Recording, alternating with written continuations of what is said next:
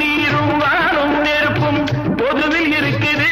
மனிதன் காலில் பட்ட பூமி மட்டும் பிரித்து கிடக்குது.